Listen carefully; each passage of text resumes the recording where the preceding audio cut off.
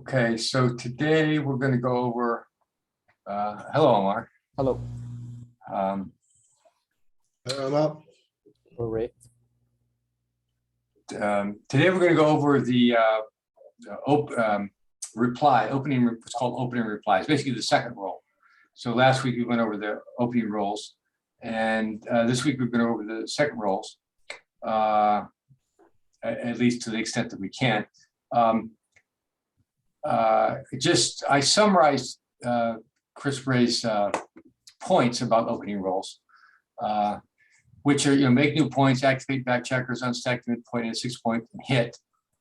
And so those of you who saw my or have Michi's book on the opening will recognize that those are basically a number of the proverbs that Michi covered. So basically the same ideas that apply to the second rolls are the same ideas that Michi used in his opening concept. So if you understand those, you can understand the second roll. So I didn't want to go through. What I want to do today is I'm going to go through. I had to deal with the 6-4 opening, making the 2-point, since that's an unusual one. I have other resources that for those of you who really want a deep dive in it, let me pull it out in a second.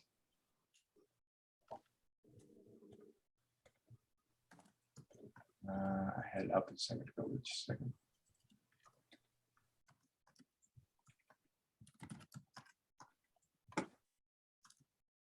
So here they are.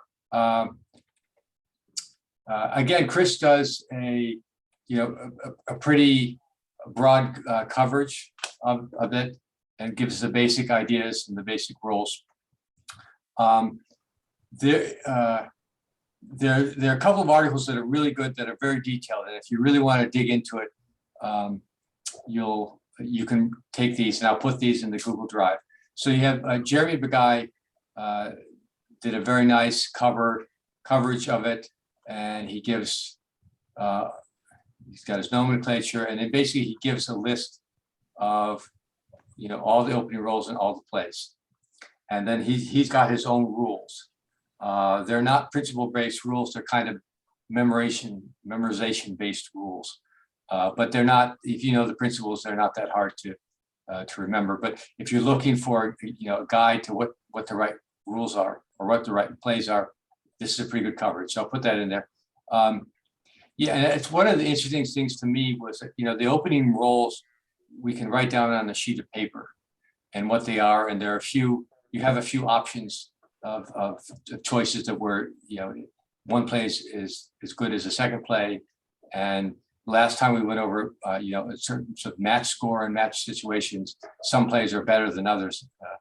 And that's not always the same as the start of the match. Here, Jeremy takes 27 pages to cover just the second roll. It sort of indicates the level of complexity that you can get in backgammon. The first roll is 1 page, the second roll is 27 page. I don't think anyone has tried to write a document of what the third roll might be, because there are so many different combinations. The other one I want to point out is Albert Steg. So here also wrote a very fine article on this. And what I liked about his is it's more principles based. So he makes a number of points, and it's similar to Chris Brays, but 4 opening imperatives, he calls it. Blots want hitting, which is basically hit. Points want making, he calls it, which is basically, make a point. Checkers want splitting. Okay, split the back checkers. And stacks want unstacking. So these are basically the same points as Chris. And he goes through it, so you can, and he does more principle based, so that these are, again, proverbs that are basically the same as in Michi's book. And so it blends in very well. And again, there are examples and things like that and discussion. So these are all worth doing if you're more interested in the kind of the deeper dive. But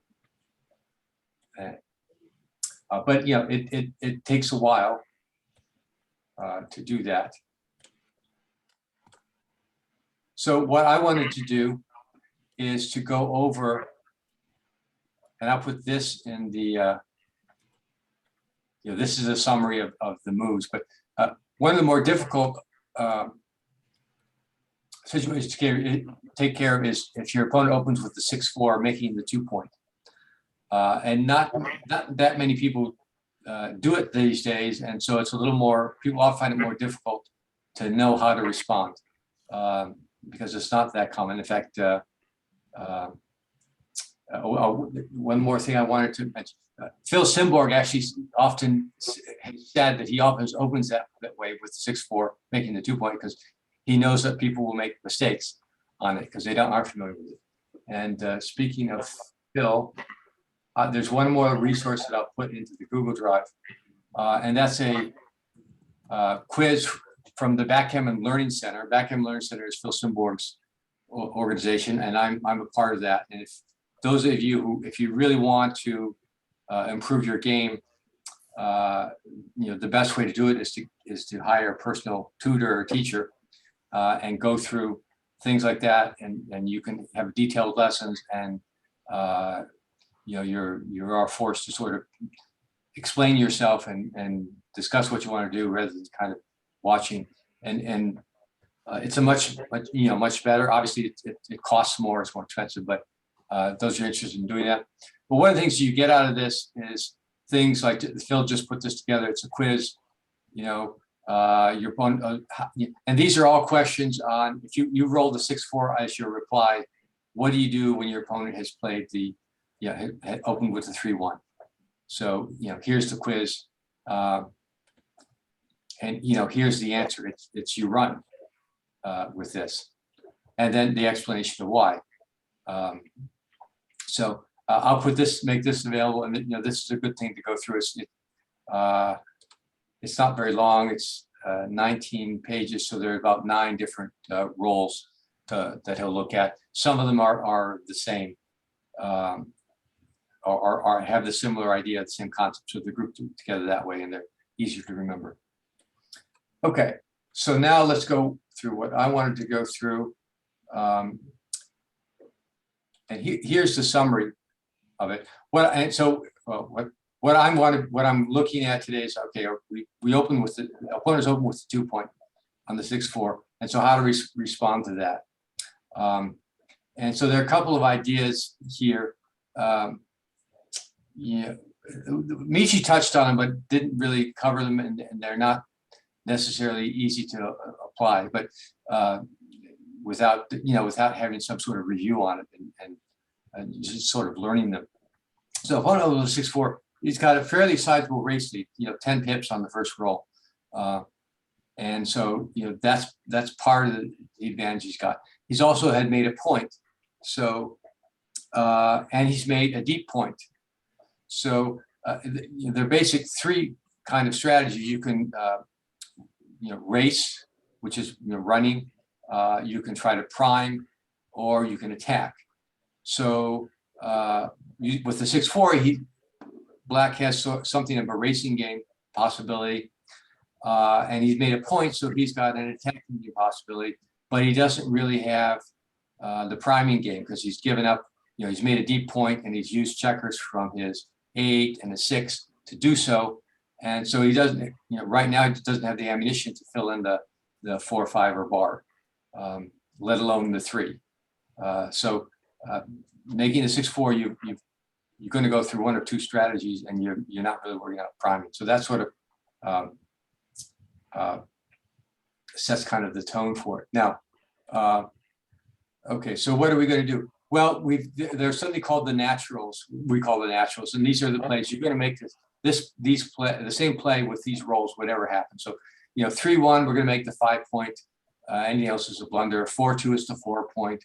5-3 is the 3-point. 6-5, you run. and 6-1, you make the bar point. So those are true. I think can't think of a case where they're not true, that you don't make that move with that roll. I can't recall of that not being the case in any situation. Well, I guess that's not true. So the 5-3, if you can hit, if your opponent slots the 8 point, slots the 9 point, then you're going to hit with the 5-3 rather than make the point.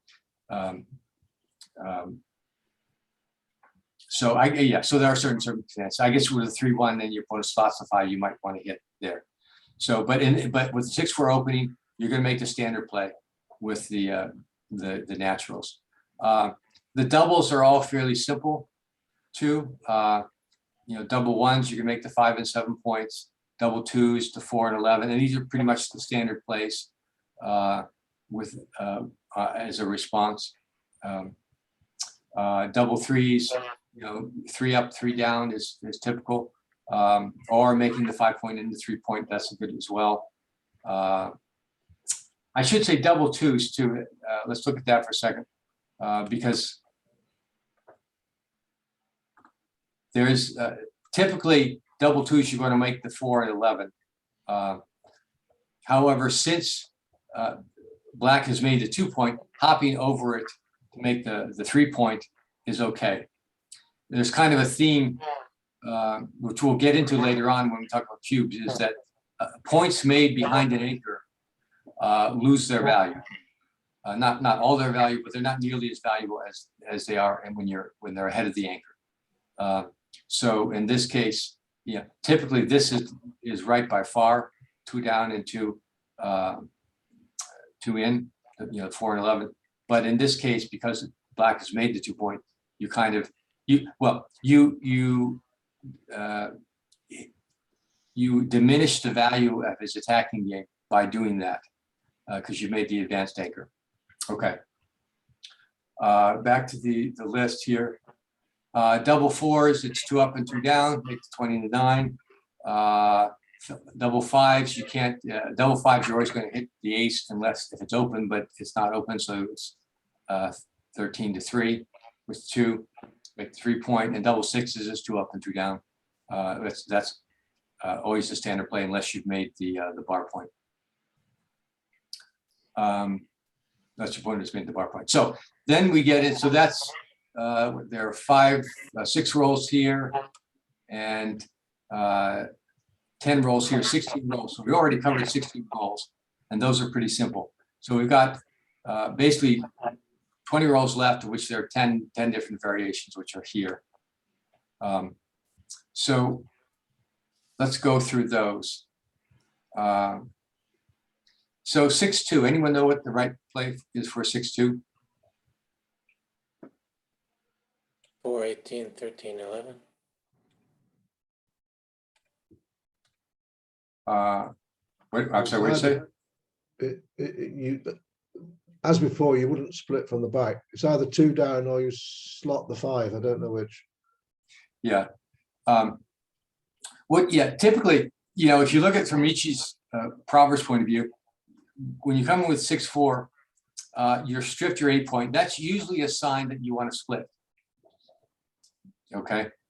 In this case, it's overridden by black's game plan, which is to attack.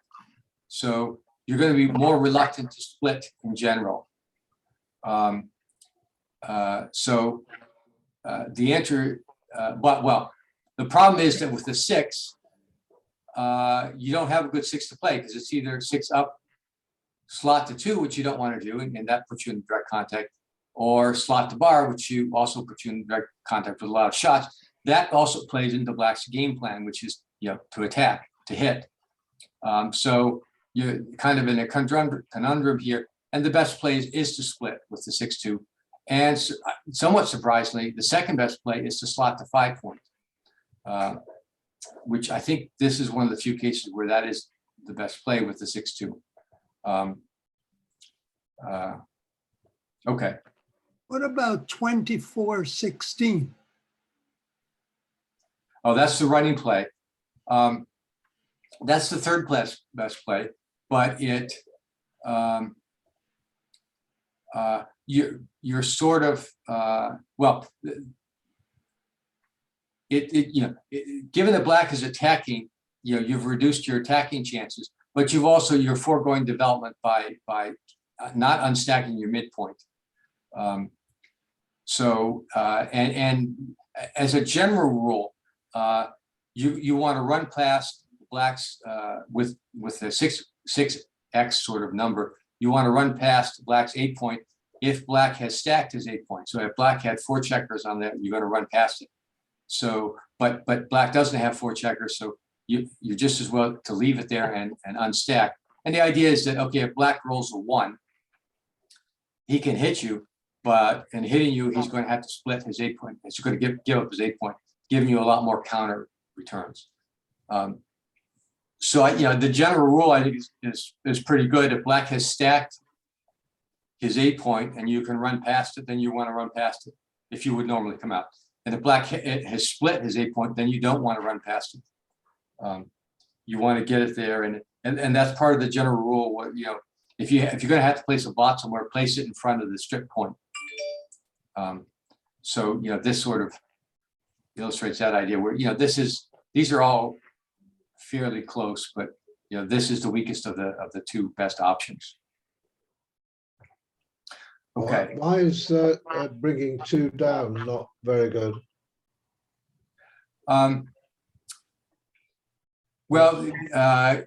Because first of all, you're putting a checker in direct 6 away from a checker that black wants to move. So black has 2 options in his game plan here. One is to attack by hitting, and the other is to race. So if you put a checker here, black can accomplish both by playing his 6 out there.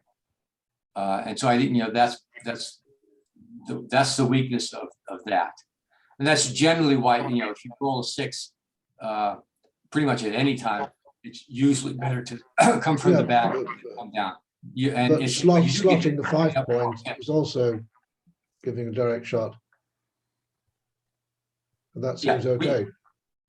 I'm sorry, which? The second play, 13-5. Yeah.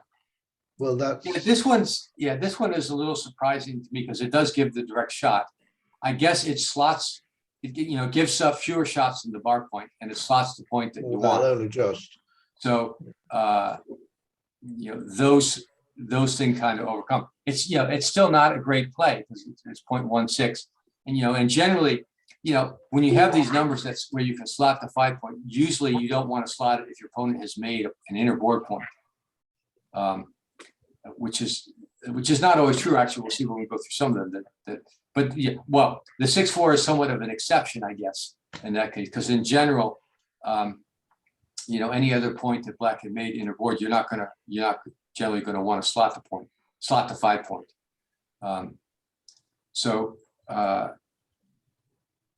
There's a certain extent that all the proverbs of things you can think about, aren't clear.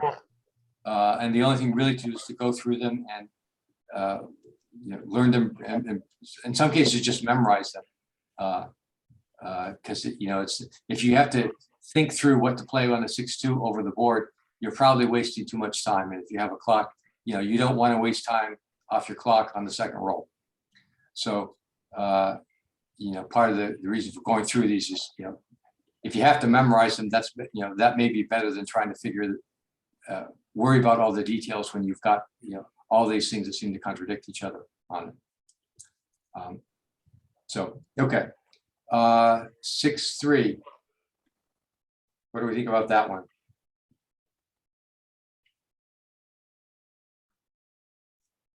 I would do the same thing.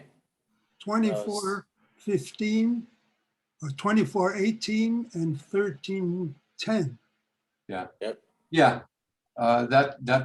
That's right. It's and for basically the same reasons as the other one. You need, the 6 needs to come up. It's better for the 6 to come up than to come down, and then you're left with the 3, and then unstacking this checker and bringing it into play is much better than running again for the same thing. 8 point is stripped.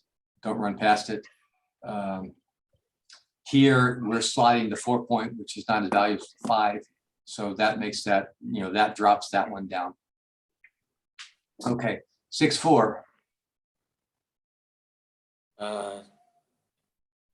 8-2-6-2. Right. Yeah. Yeah, that's right.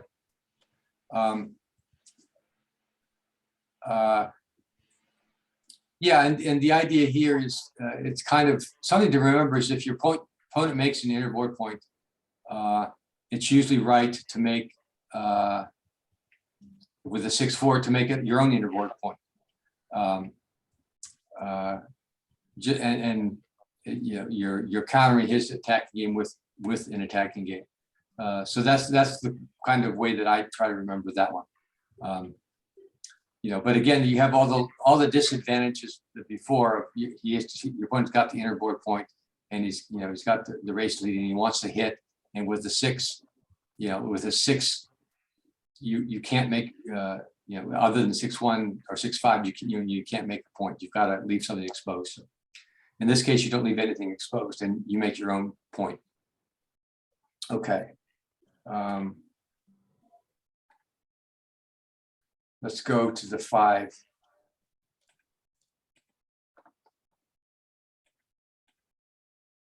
So 5-4. What do you want to do with the 5-4? 13-8 and 13-9. Yeah, that's right, Roger. And why? Well, the 9 is ready to, both those are potential attackers on your next roll. Yeah. So yeah, that's true. The idea here, though, but typically this play is just as good, and this is kind of I guess you call the pure play. But given that Black is open making the 2-point, and Black's game plan is really hitting, or one of his playing games and is hitting, that makes it less advantageous for you to split and put yourself under pressure. So here, 2 down is better. You're only in the 1 shot, and you're unstacking the midpoint. And as we saw from Ishii's books, sliding a 9-point is, if you don't get hit, there are a lot of good rolls next time that you can make an inner board point from there. So typically the 5-4, the 5-4 opening is either the split or 2 down. And here, given that Black has made the 2-point, you want to do 2 down and not give him the chance to hit you. Okay. So that's 5-4, 5-2. What do you think about this one? 2 down. Yeah, it's 2 down, and for the same reason. In this case, it's not as big a difference. In fact, I think this is pretty similar to opening 5-2. And the reason is, okay, you put yourself open to attack on the 3-point, but it's only the 3-point. And if Black attacks you there, he's sliding a point that he doesn't really want to make next, unless of course he gets a 5-3, in which is the best roll you can get from there. So it's not quite as bad to split as with this the 5-4 roll. Okay, 5-1.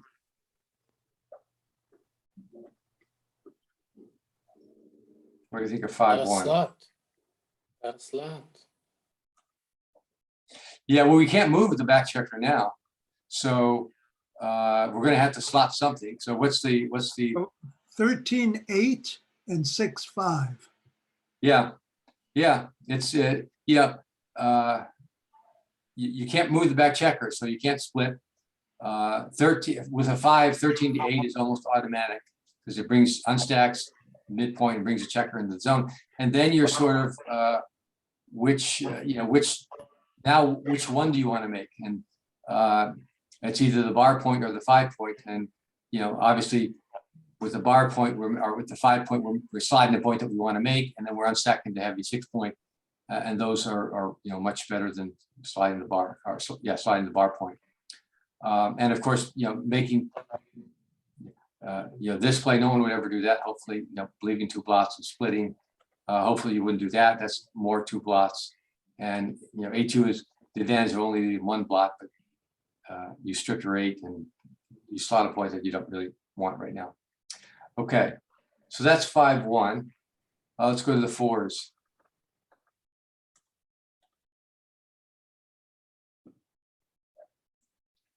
What about this one?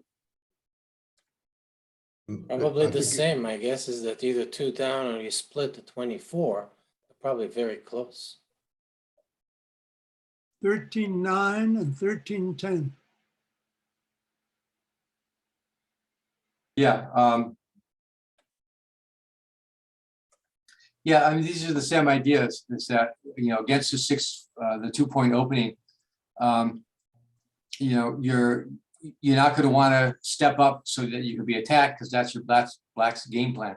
So instead, you want to bring 2 down, and it's a fairly sizable difference here. And the splitting plays just, they just put you under attack, which is, falling into black's trap. Which is one of the reasons why, from black's perspective, when we looked at this on opening rolls, if you're behind in the match and you need a gammon, this making that 2-point opening gives you the slight advantage. So if you're playing against that, don't fall into that game plan. Okay, 4-3, 4-1. 13-9, 6-5. Yeah. Or even 13-8, the kind of the boring play here isn't bad, but the idea is the same. First of all, you can't split 24-23. And if you come out 24-20, then you got to slot something else. So this play, it's the 3rd best play, but it kind of falls into the 6-2 opening. I'm sorry, the 6-4 making the 2-point trap is that you leave blots around. So we're forced to either leave a blot, but here we at least slotted a point we want, or the really boring play, which isn't bad, but it doesn't really advance you very well, because you did unstack your midpoint, but you stacked up your 8-point, and you haven't added any builders anywhere, and so risking getting hit is slightly better than playing it safe here. Okay, 2 more to go through. 3-2.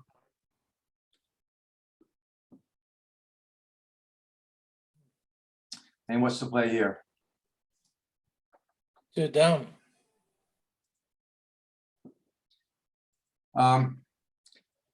Yeah, it's 2 down for the same reasons. Don't split into the game plan. In this case, as you saw with the 5-2, splitting to the from the back to the 3-point isn't terrible, because it doesn't give your opponent doesn't want to hit you there.